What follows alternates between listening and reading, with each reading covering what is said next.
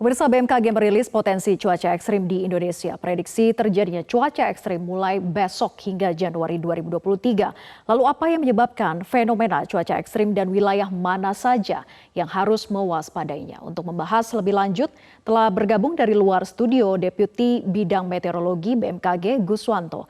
Selamat malam Pak Guswanto. Selamat malam, Vera. Baik, salam sehat Pak Guswanto. BMKG merilis peringatan cuaca ekstrim mulai besok hingga Januari 2023. Bisa dijelaskan berdasarkan analisis BMKG ini faktor apa sebetulnya yang menyebabkan cuaca ekstrim? Ya, betul Vera. Jadi ada beberapa faktor sejak kita mengeluarkan rilis di tanggal 21 Desember yang lalu. Yang pertama yaitu adanya monsun Asia yang menunjukkan aktivitas cukup signifikan di beberapa hari terakhir. Ini juga ditambah dengan munculnya seruakan dingin Asia yang merupakan fenomena yang lazim terjadi saat monsun aktif. Kemudian yang kedua, adanya indikasi pembentukan tekanan rendah di sekitar Australia yang dapat memicu terbentuknya kumpulan atau perlambatan angin di sekitar wilayah Indonesia.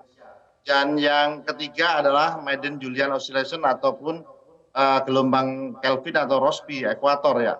Dan ini juga ditambahkan bahwa di sebelah utara terdapat bibit siklon tropis 95W yang tumbuh di Samudra Pasifik sebelah utara Papua Barat. Kira-kira 4 faktor itu.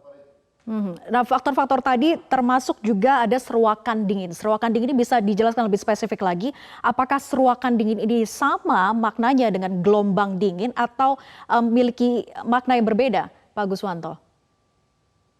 Seruakan dingin itu adalah pergerakan massa udara dari daratan Tibet, Asia ya, itu menuju Indonesia. Dia membawa uap yang bersifat kelembapannya lebih, sehingga ini akan masuk ke wilayah Indonesia.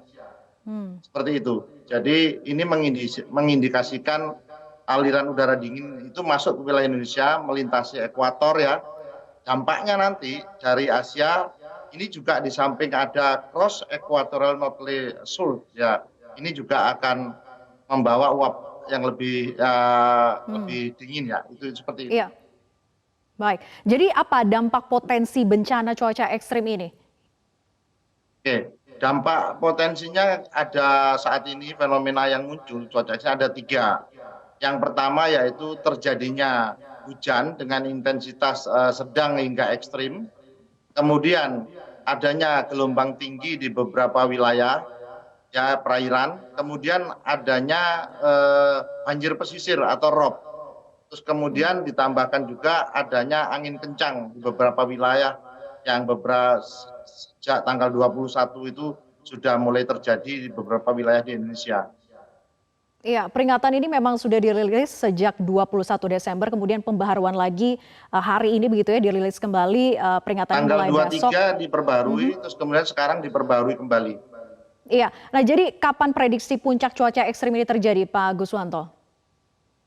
Baik, secara umum untuk wilayah Indonesia itu atau khususnya Jabodetabek, puncak musim hujan itu akan jatuh di Desember, Januari, dan Februari. Kemudian di sini perlu saya sampaikan ya, mencermati berita yang beredar tentang potensi badai dahsyat Jabodetabek tanggal 28. Ini orang pasti berindikasi ini puncaknya itu. BMKG menyampaikan beberapa hal terkait berita yang viral tanggal 28 Desember. Itu bukan pernyataan dari BMKG. Saat ini wilayah Jabodetabek memang sedang dalam periode puncak musim hujan. Hujan dengan intensitas lebat, bahkan sangat lebat, berpotensi terjadi hingga Januari 2023. Perakiraan cuaca tanggal 28 oleh BMKG pada umumnya adalah hujan dengan intensitas sedang hingga lebat, namun bukan badai. Dan peningkatan curah hujan dengan intensitas lebat hingga sangat lebat, ini berpotensi masih terjadi tanggal 30 Desember. Jadi bukan 28 besok. BMKG menghimbau masyarakat tetap mewaspadai dampak dari potensi cuaca ekstrim, yaitu bencana hidrometeorologi. Sebaiknya barangkali masyarakat agar terus mengupdate informasi cuaca melalui kanal-kanal resmi BMKG.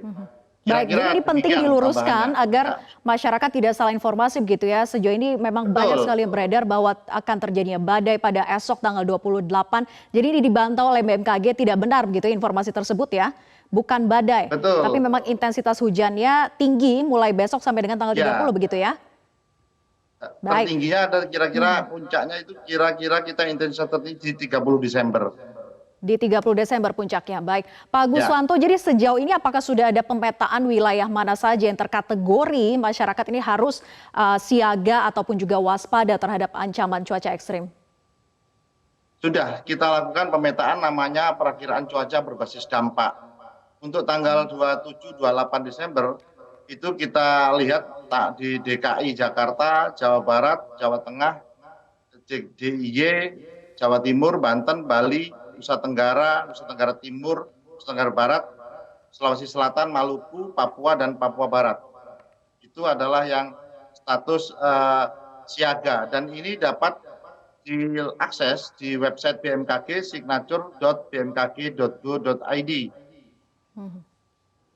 Ya, Pak Guswanto, kemudian bagaimana upaya mitigasi terkait dengan ancaman cuaca ekstrim ini dan apakah BMKG sudah berkoordinasi dengan Pemda-Pemda daerah setempat yang tadi sudah dipetakan wilayah-wilayah mana saja yang terkategori siaga maupun juga waspada. Kalau kita tahu Jakarta memang sudah melakukan upaya-upaya mitigasi seperti memberlakukan work from home, kemudian juga ada modifikasi cuaca. Apakah hal-hal semacam ini juga perlu dilakukan oleh wilayah-wilayah yang sudah terpetakan ini?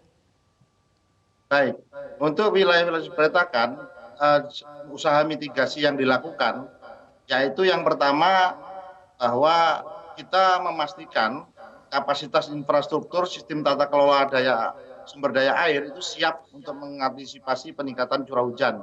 Itu yang pertama.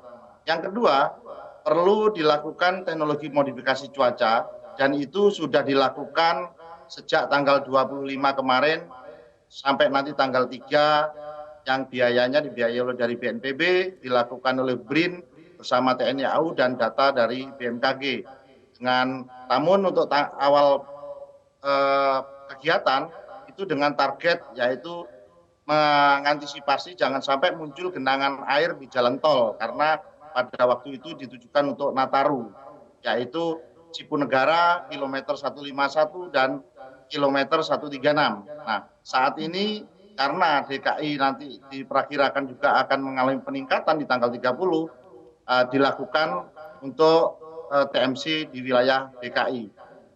Kemudian untuk kegiatan selanjutnya yaitu barangkali usaha mitigasi yang lain oleh masyarakat yaitu melakukan penataan lingkungan, tidak membuang sampah sembarangan dan tidak melakukan pemotongan lereng. Barangkali ini untuk daerah-daerah yang memiliki lereng ya. Dan penebangan pohon yang tidak terkontrol. Ini dahan-dahan yang kering ataupun ranting yang sudah rapuh itu dilakukan pemotongan. Dan yang terakhir, barangkali kita perlu menggencarkan sosialisasi, edukasi, dan literasi secara lebih masif. Bagaimana untuk meningkatkan pemahaman dan kepedulian masyarakat, pemerintah daerah, swasta, dan seluruh stakeholder yang ada di wilayah ini. Jadi itu yang diperlukan. Bagaimana kita sekarang mengajarkan masyarakat untuk lebih peduli terhadap cuaca. Baik, mitigasi Kira-kira menjadi demikian. tanggung jawab kita bersama bukan hanya pemerintah tapi juga masyarakat begitu ya Pak Guswanto. Terima kasih Deputi Bidang Meteorologi BMKG Pak Guswanto sudah bergabung bersama kami di Prime Time News. Selamat malam Bapak.